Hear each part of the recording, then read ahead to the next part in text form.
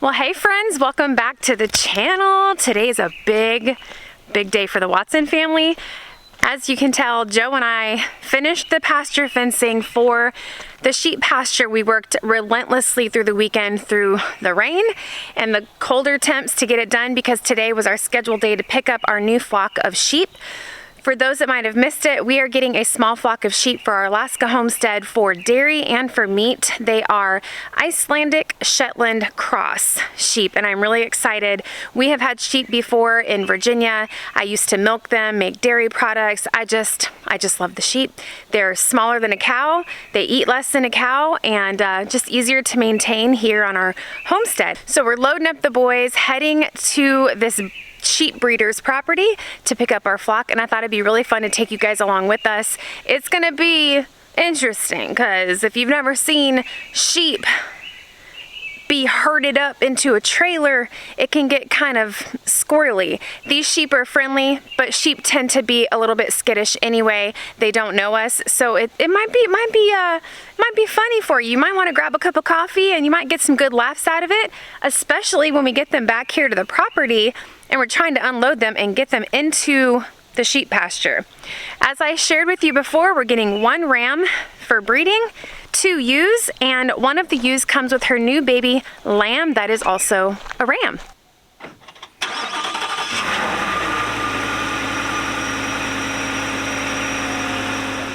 Back. Sit.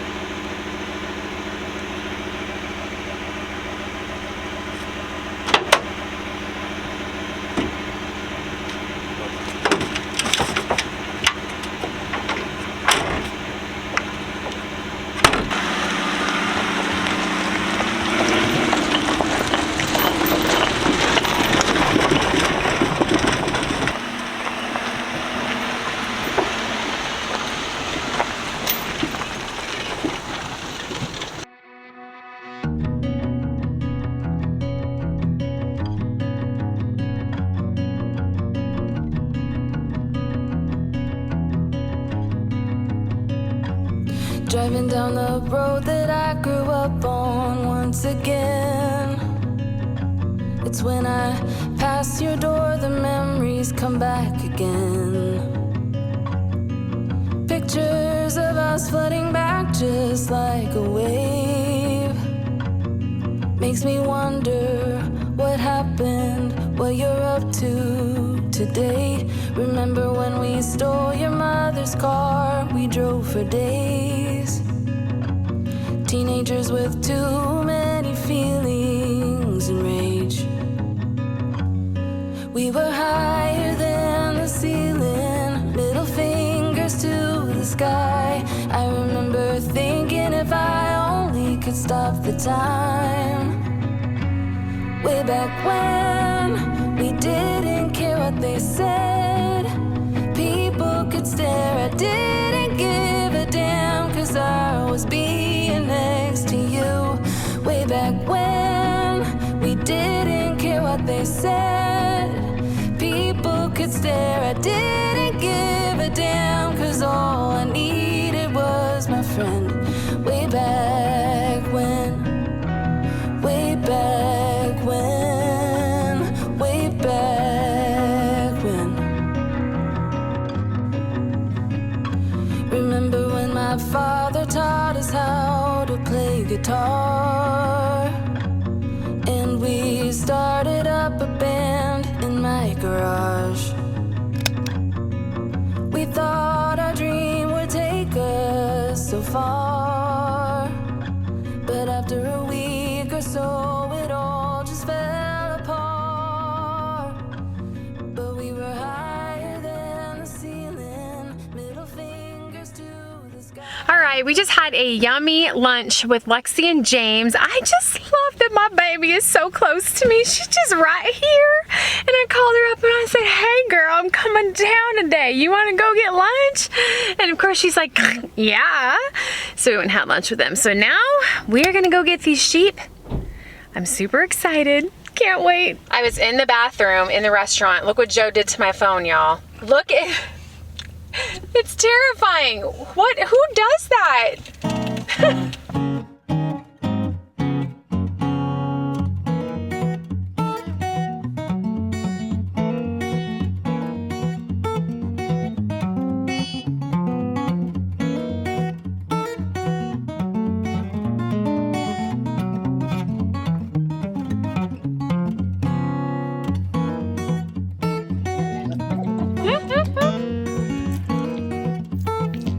He's like, I remember these people. It's amazing how everything is. It's literally come out of it. So proud of you. Of course, they drink milk like crazy too. So you're gonna help him? I figure it'd probably be a little bit easier if you got time to put them all, but you can put them all. Look at her, Joe. She's like, hey guys.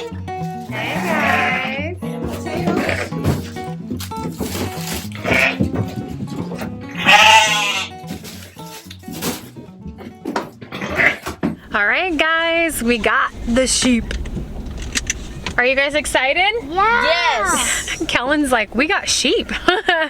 So we're heading back to the property now. We had a really nice chat with the family that we got the sheep from.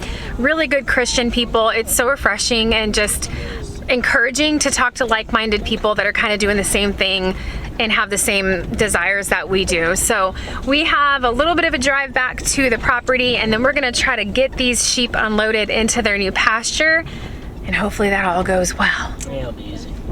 You think it'll be easy, Joe?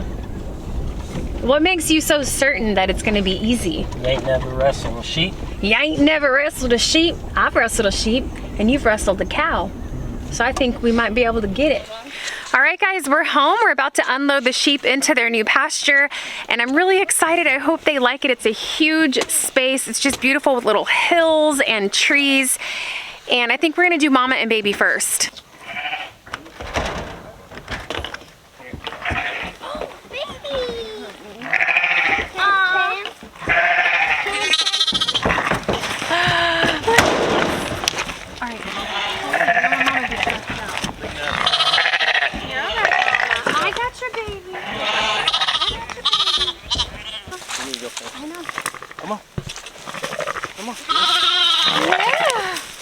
There's your new home. Shut that gate, Kellen. All right, mama. Whoa, girl. I got your baby.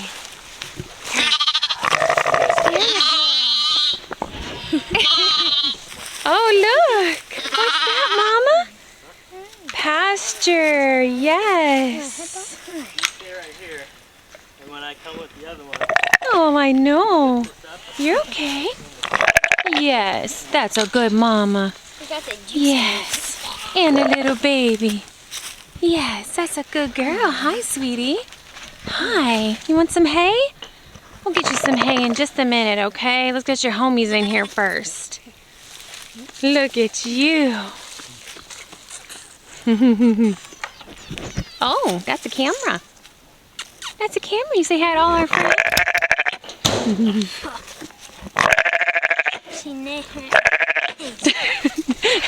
That's her breath stain, Parker.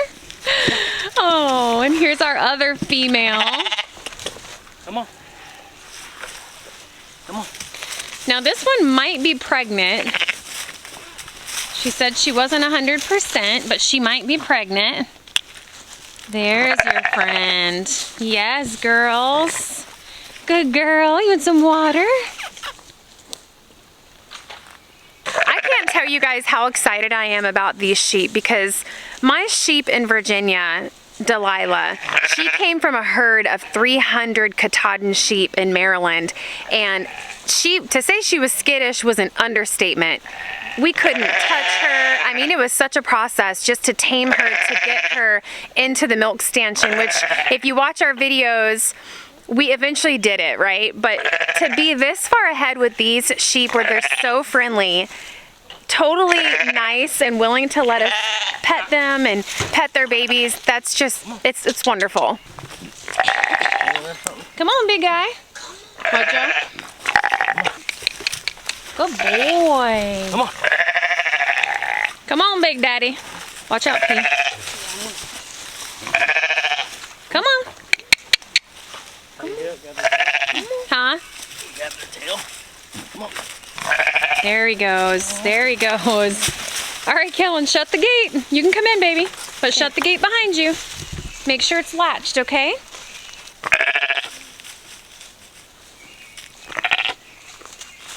Aww. Careful. Dang, this one's soft. They're soft, aren't they? Yeah. Especially the baby. That's their hay feeder. So we'll get some hay and put it in there in a few minutes. What'd you get on your face? Dirt? Yeah, I guess. Yeah. What do you think of these sheep, Callan? I can't believe we have them now. Isn't it exciting? Mm-hmm. Yeah.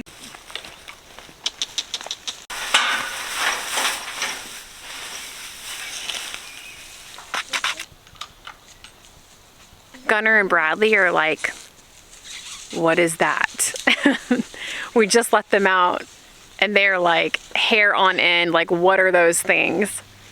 Lamb is staying close to Mama and Mama is on super high alert. So this ram is, from what we've been told, he's kind. He's never butted anybody. And so far he's been pretty friendly. We haven't had any issues with him. So, but at the same time, I've also told the boys, like, you never turn your back to a ram. And they seem to be pretty nice, pretty gentle sheep. So I'm really excited, and I love their color. Our Katahdins were like a creamish white color, and these guys are gray. As you guys saw earlier today, we did order a nice pair of shears. We will be shearing them. It'll be the first time that they've ever been sheared, and I think that every year we'll do it in the spring so that they can, you know, get rid of that coat for the nice warm summer weather, and just in time to grow a nice coat for the winter to get them through those cold temperatures. But that'll be fun. We've never sheared sheep, so there's a first for everything. Oh, coming for them alfalfa pellets. Oh, look, here, they're like, ooh, alfalfa? Yes, please.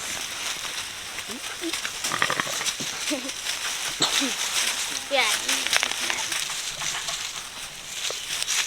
No. No. Mosquito. No. Hey, buddy. You're a handsome guy. The almost one. Pretty nice. Yeah, he doesn't seem like aggressive at all. In fact, he seems a little scared. I mean, he was nice in there. Was he? Look at the cat. Look at Rusty. He's like, what are those? Rusty man, what are you doing? Oh my gosh, he's like, yeah. I'm thinking no, they're very furry.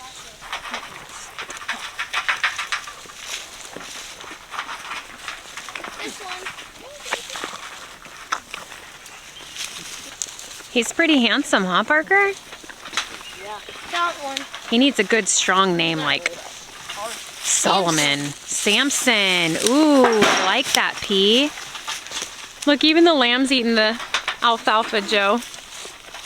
Or no, he's eating the hay, huh?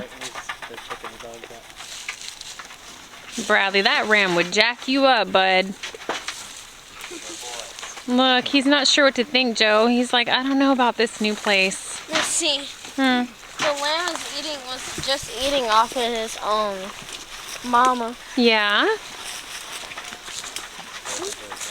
What do you think, Kellen? Is this the coolest thing ever? No. You're a shepherd now, Kellen. Scared. You hear me? Mm-hmm. Yeah, do you know what a shepherd is? No. A shepherd is the one that takes care of the flock of sheep. Yeah. Aww.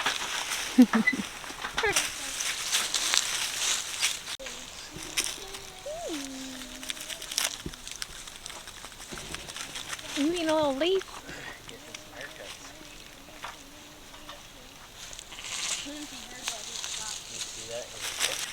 Aww.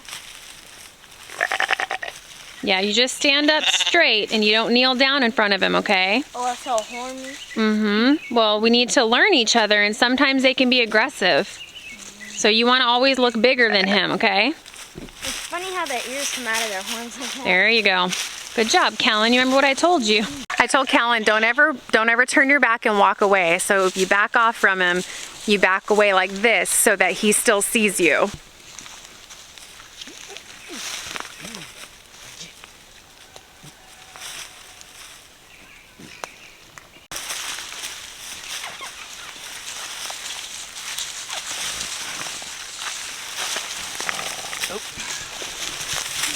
Don't be coming up behind me, homie. Joe, their wool is like glue. It's picking up all the twigs and the sticks in the pasture. They need to be sheared.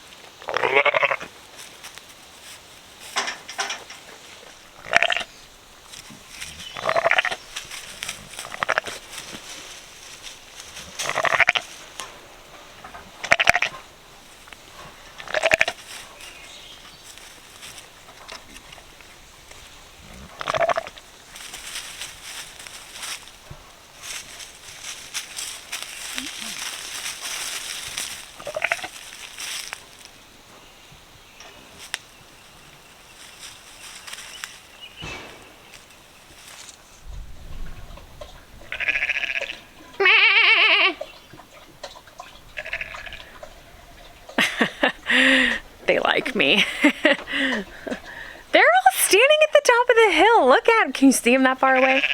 Oh, I hear you. Yep. Are standing at the top to say hello. I came out on the porch to help Joe cut up some kindling wood.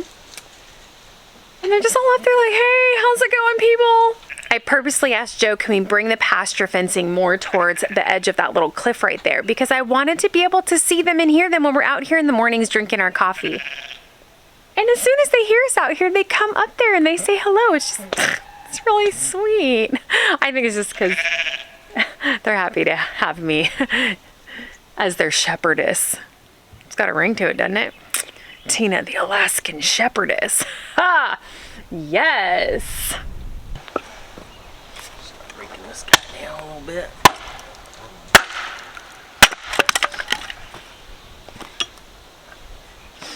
Still the nuts. Get a little whack there. Fingers. How do you do that? You make it look so easy.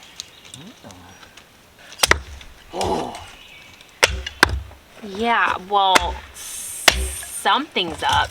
Yeah, it has more weight behind it. Well, I know, but...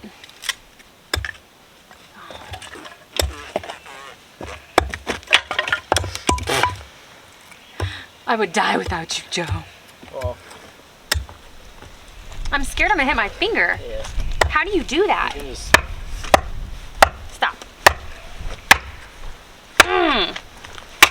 Bam! Tina ain't dying tonight, boy. well, What? could Why are you just hold stopping? it on there. Yeah. Use Oh. this one and hit it, you know. Or you Okay. can put this one on there and hit this one. Or you can use a stump. This thing's heavy. I think I need like a little hammer. That'd be way easier Yeah. if I had a hammer. This. Oh, look, Joe, I did it again. Now, a lot of times you can go like this. But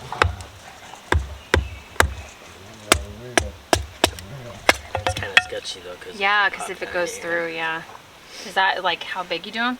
here. Oh, well, like this is a good size. Right on the line. Oh, okay.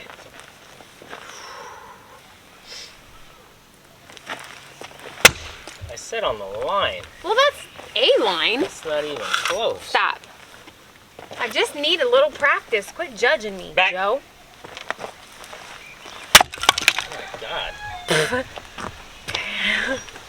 Okay. All right. Third time's a charm. Ready? See, that is right in the middle. Yeah, okay. It is. Look, it's right in the middle. I told you. No, don't take over. Give me it. Here, let me take it out, man. I could have got it out. Ow. That hurts my finger. Ow. Ooh, right? I'm not. Oh, I'm done. I'm it? not doing that anymore. it? No, I don't give a snap. I'm not kidding. My hand is tingling. That hurt. Yeah, I know. We're getting a log splitter. I know. Ow. Told you we were. Joe, I seriously think I hurt myself. I'm not kidding. Yeah. I freaking went down with all my might. That was all your might. You are such a jerkhead. Why are you being a jerkhead? I'm playing. All right, so I know there's knots in the wood. I know that. I see Joe when he hits them and it's like, dang, that sucks. But ow, that hurts really bad, especially when you're using all your might and you come down on it. And yeah, it's just, Joe is always the kindler, you know? He's always out here doing the kindling wood. I have never done this since we've lived in the cabin, and we've been here for almost 6 months. And there's just things that I, want to start doing more of and to help Joe out. And one of them was kindling wood, but dang, he makes everything look so easy.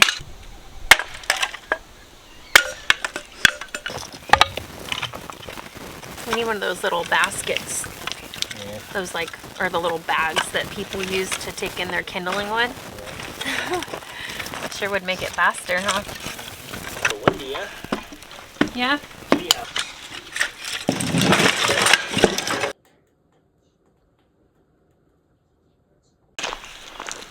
Want to go say hi to the sheep, Joe? No. Go say hi to the sheep, Joe. Oh, see, they want to see us. They miss us.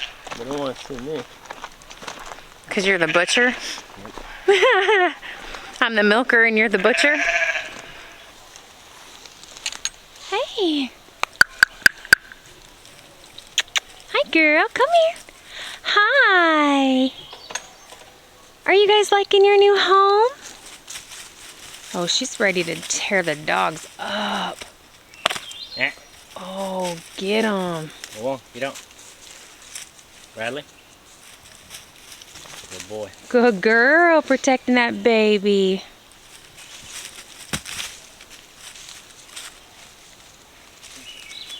Good girl. Bradley, you don't want none of that.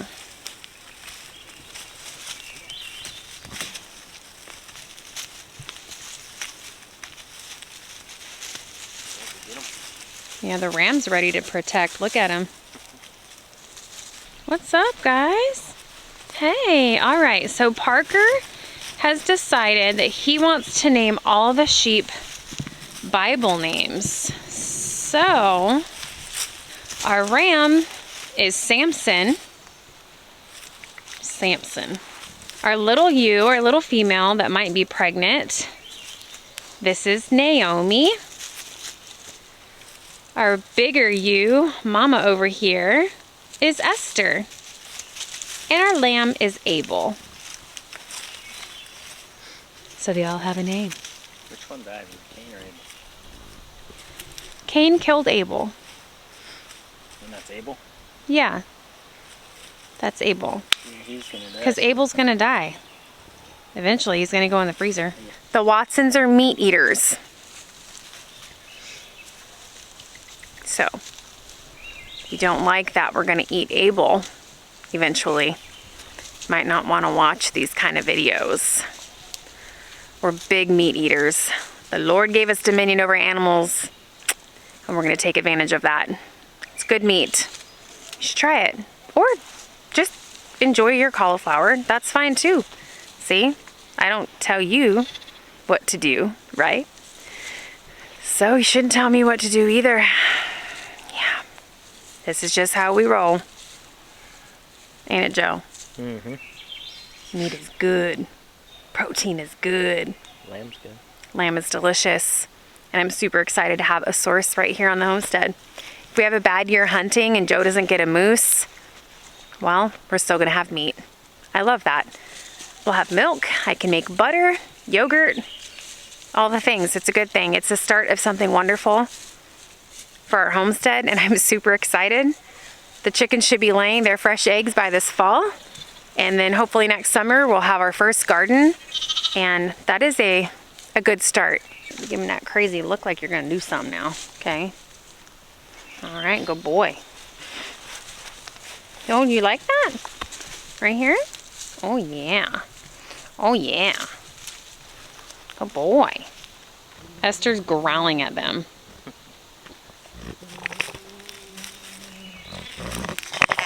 You're fine, Mama. Let them pups get you. Look at that baby. You're all right. You're okay. Hey. Yes. Those little nubs. Nope, see what you did?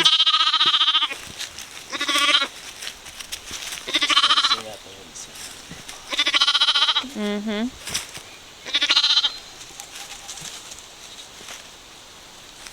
This wool is so thick.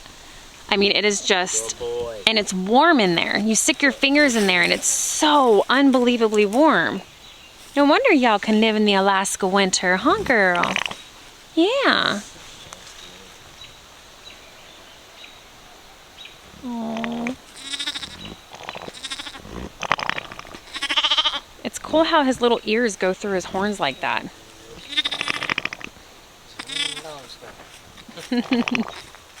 Look at him, gently headbutting him.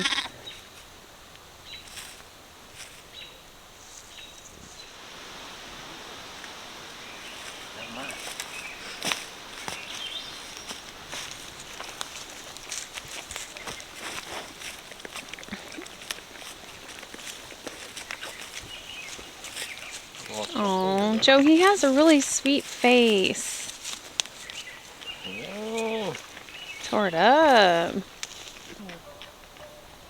Oh. That feel good?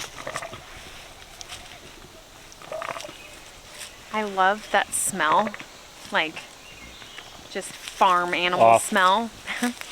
Hey girl, you backing that thing up? Look at all that. Joe, that's gonna be a lot of wool to shave off of there. Like, look at that. Wow, Joe, why don't you just go get a tree? I cut this down earlier. Look, they're like, yes. They like it.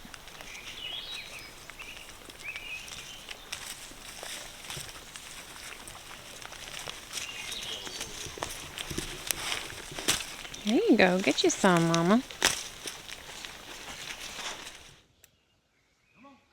Rusty, what are you doing?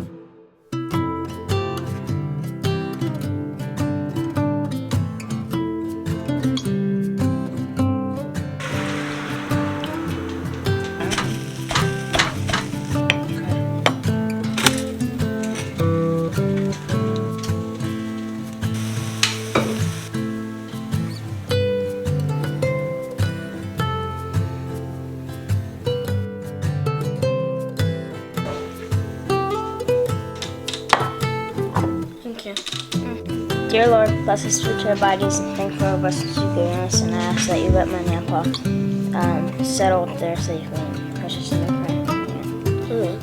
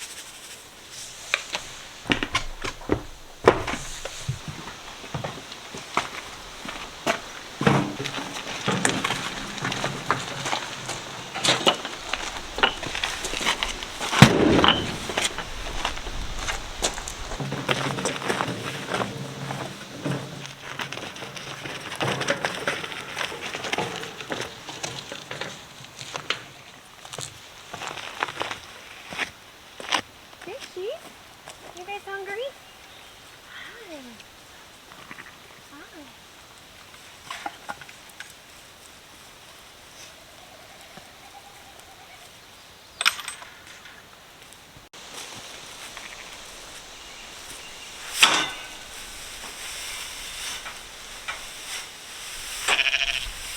Come on, girl. Come on, sheep.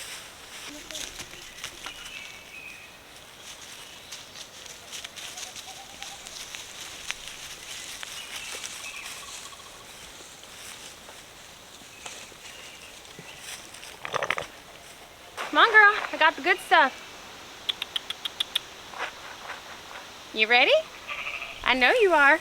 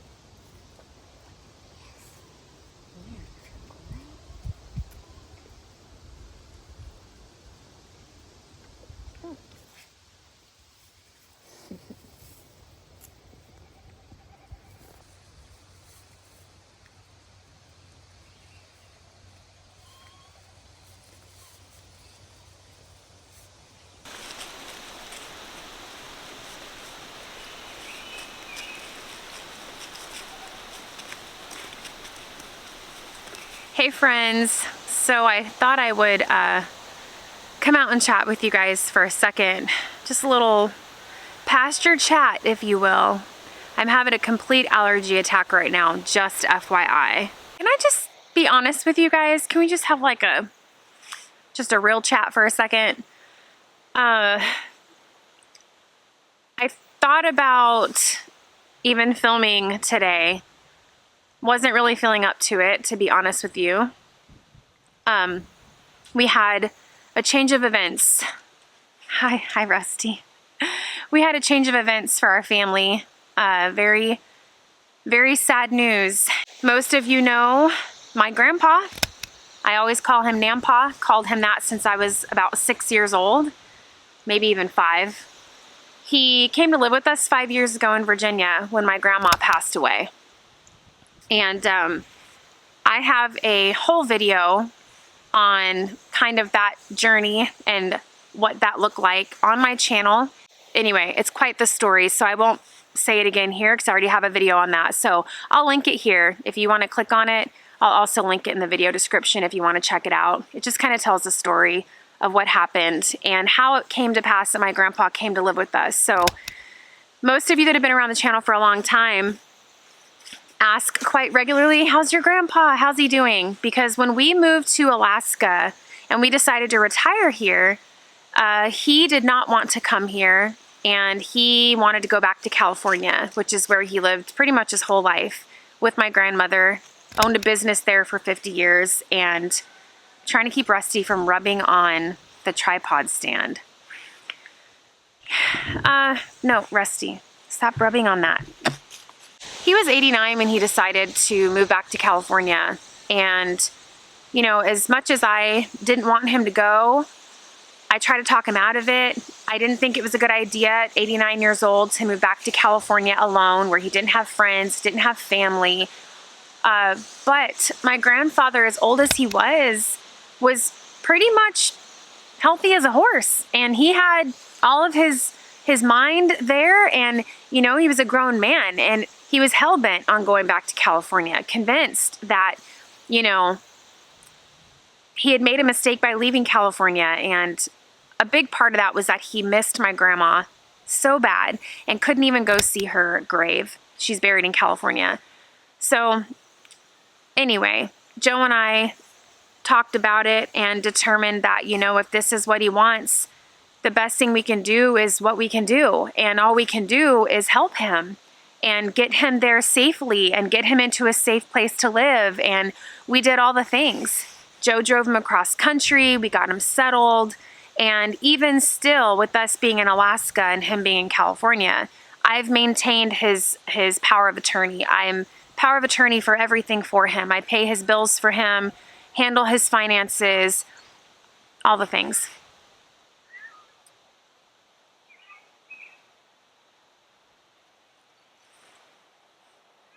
I just talked to him a week ago. We talked all the time through text, phone calls, over the last year that he's been there. And I got a phone call from somebody that knew my grandpa, and they said he had to go to the hospital. He was having severe chest pain, difficulty breathing, and they ended up having to drain 1.5 quarts of liquid from his lung. And they were doing tests on the liquid and tests on him, trying to determine what the problem was. They basically diagnosed him with stage 4 lung cancer. This whole last week, I've been just multitasking, trying to finish out the last week of school with the boys, finishing the pasture fencing with Joe as we had a scheduled date to pick up the sheep, and also a million phone calls for my grandfather. They determined that they were going to do chemo for him. That's what he wanted. He wanted to try to live as long as he could. And even though the doctor said it's not going to cure him, it's just going to make him comfortable and potentially prolong his life for another year, maybe 2 years. If that, you know, there's no way of knowing. He was 90, you guys, 90 years old. So we were in the process of logistically working with insurance, researching rehab centers, you know, 24-hour care facilities that he could go to while getting his treatments. And I told my grandpa I'm going to fly down with Parker, because you guys might remember Parker and my grandpa, they were very close. If you ever couldn't find Parker, he was at Nampa's house eating his cookies and his Sprite, watching MASH reruns with him and building paper airplanes. And, you know, we don't have a very close-knit family outside of our immediate family here. My side of the family is quite dysfunctional. So Parker doesn't have a grandpa. my Grandpa was his grandpa, and they were super close. And I'm so grateful that we brought him to live with us the last 5-6 years, and Parker got to know him.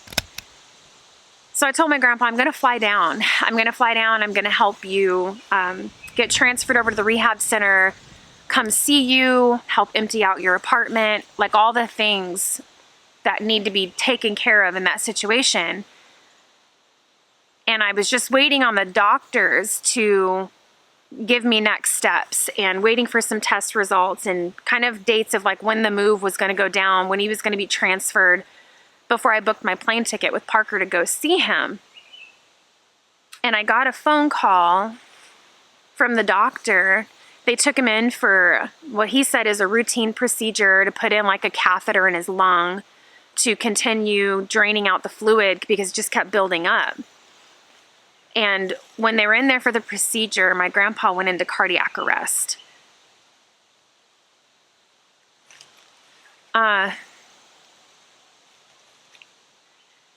They resuscitated him, brought him back. My grandpa did not want to be resuscitated. It's very clear in his medical directive. He did not want that. He felt if the Lord wanted him to go, that he wanted to go. And at 90 years old, I think he was ready. So they brought him back, put him on life support, and basically the doctor said, I wouldn't do anything yet. He said, let's, as far as plane tickets, he said, let's see how the next 24 hours pan out. We'll know if he's going to pull out of it on his own or not.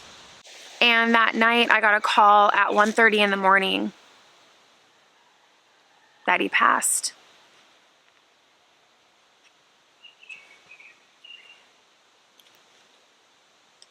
There's a lot of thoughts going on in my mind. One, I'm trying not to blame myself for letting him go to California. It's what he wanted. And two, I didn't get there on time to say goodbye in person.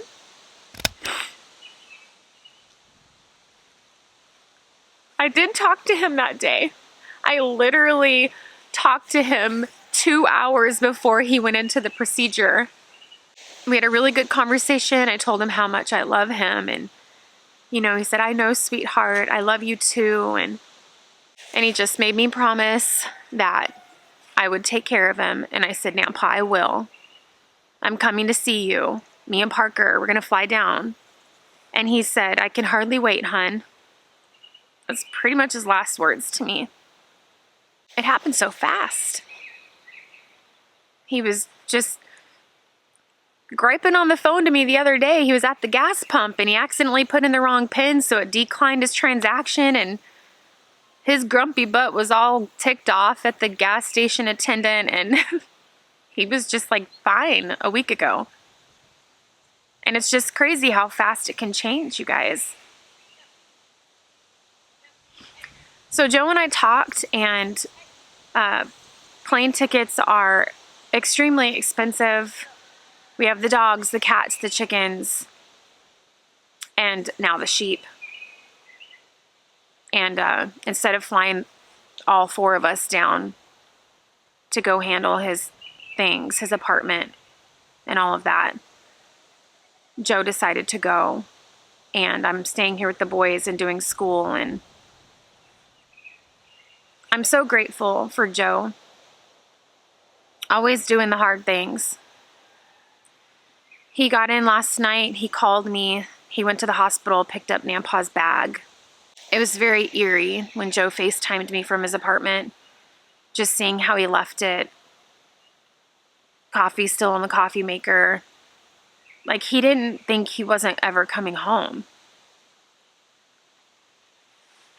And I'm just feeling, I guess like anybody does, when you lose somebody, it's a reminder of how fragile life is. and how we don't know what tomorrow holds. And going through all of his things on FaceTime with Joe and just looking at everything, it's like, it's just stuff.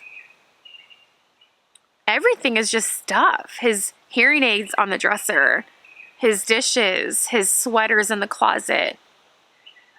It's like, when you die, you don't take any of that with you. It's like his bag from the hospital, his clothes were folded and his glasses were sat on top and his watch. And it's like, just like, poof. He's just gone. He just disappeared and he's no more. And I really didn't expect this to happen. And I thought we could get down there in time. And I thought we were going to transfer him to a rehab center and he was going to get treatment. And I mean, obviously I knew, friends, that was not going to end well, right? It's stage 4 lung cancer. And the doctor flat out told me this is just to keep him comfortable and prolong him for an undetermined amount of time. But I didn't expect him to go. I didn't talk to my grandma and grandpa for 20 years because of a falling out. And when we rekindled our relationship is when my Nana was already in a nursing home.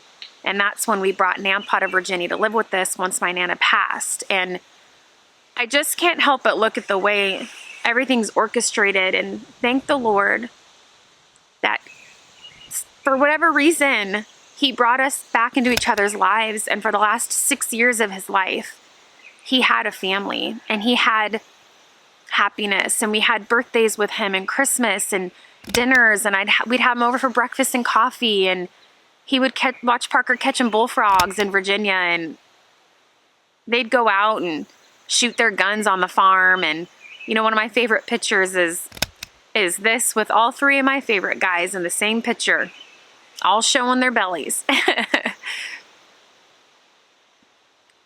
Anyway, I just wanted to come on today, let you guys know kind of what's going on in the Watson house. We're dealing with the loss of my grandpa and the logistics of him. He wanted to be cremated, so I've been working with the funeral home, and they're doing that, and they're going to be shipping his ashes to us here in Alaska. I just want to remind you guys that, as if you don't know, right? We all know this, but sometimes we need to be reminded. Tomorrow's not guaranteed, friends, so hug those that are closest to you. Maybe pick up the phone and call that person that you've been meaning to call. Be the first to reach out in maybe a situation that went bad. A lot of times pride can wreak havoc, right? I loved my grandpa, and I know he knows I loved him. And what gives me the most peace is that I know he was saved and he loved the Lord. And I know he was ready to go. He told me that. So, anyway, I guess I'll close the vlog for now. You guys probably don't want to hear me go on, and I could go on and on because I have so many thoughts right now. But I don't think you guys want to sit here and watch me ugly cry, so we'll go for now, friends. Thanks for coming along with us on this vlog, picking up our new flock of sheep. You know, this is part of life, right? You live once. You only get one chance to do what you want to do. And this homestead, this dream of living out here in Alaska off-grid, free from all the craziness, that's part of it. You know, I was working full-time in the military with Joe, and I just woke up one day and I just realized I am not happy anymore. I don't want to be here. I don't like half the people I work with. I miss my babies. I don't want someone else raising them. And so we put the plan in motion, and I quit my job and I came home, and one step after the other brought us here where we're at. And if anything, I just want to encourage you, if there's something you want to do, go do it.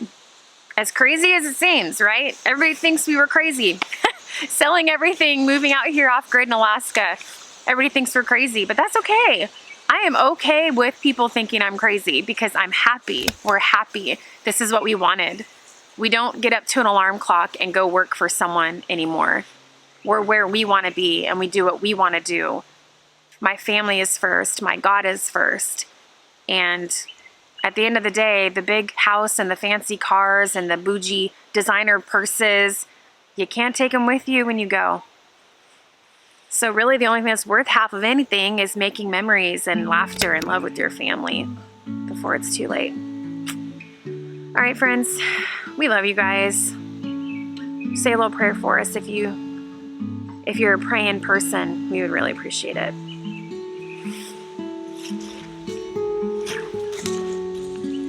Noisy. Yeah, don't be so noisy. Yeah. Oh, look at that. You're a movie star.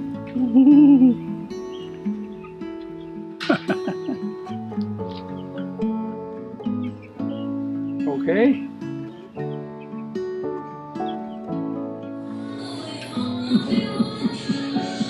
Smile, Grandpa.